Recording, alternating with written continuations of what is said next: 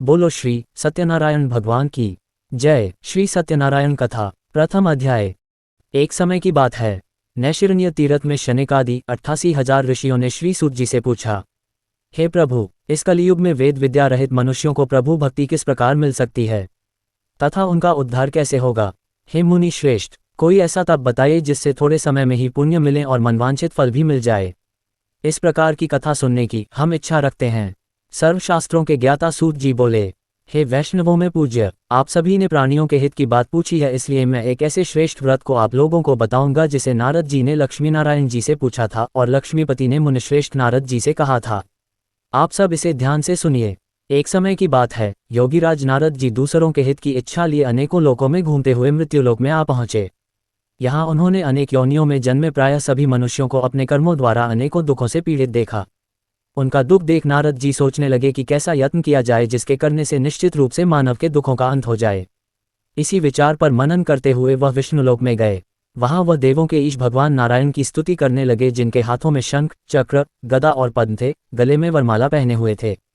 स्तुति करते हुए नारद जी बोले, हे भगवान, आप अत्यंत शक्ति से संपन्न हैं, मन तथा वाणी भी आपको नहीं पा सकती हैं। आपका आदि, मध्य तथा अंत नहीं है।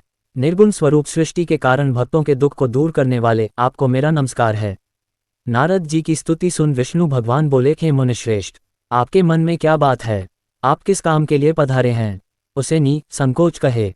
इस पर नारद मुनि बोले कि मृत्युलोक में अनेक योनियों में जन्मे मनुष्य अपने कर्मों के द्वारा अनेकों दुख से दुखी हो रहे हैं।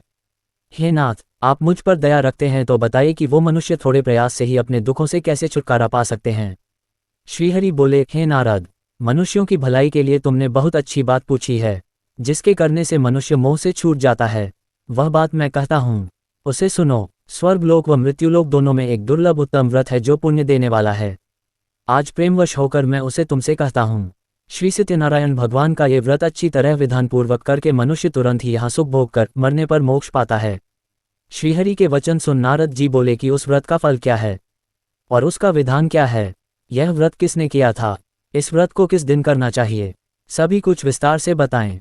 नारद की बात सुनकर श्रीहरि बोले, दुख व शोक को दूर करने वाला यह व्रत सभी स्थानों पर विजय दिलाने वाला है। मानव को भक्ति व श्रद्धा के साथ शाम को श्री सत्यनारायण की पूजा धर्मपरायण होकर ब्राह्मणों व बंधुओं के साथ करनी चाहिए। भक्ति भाव से ही नैवेद्य, केले का फल, घी, दूध और गेहूं का आटा सवा की मात्रा में लें। गेहूं के स्थान पर साठी का आटा, शक्कर तथा गुड़ लेकर वह सभी भक्षण योग्य पदार्थों को मिलाकर भगवान का भोग लगाएं। ब्राह्मणों सहित बंधु बांधवों को भी भोजन कराएं, उसके बाद स्वयं भोजन करें। भजन कीर्तन के साथ भगवान की भक्ति में लीन हो जाएं। इस तरह से सत्यनारायण भगवान का ये व्रत करने पर मनुष्य की सारी इच्छाएं निश्चित रूप से पूरी होती हैं।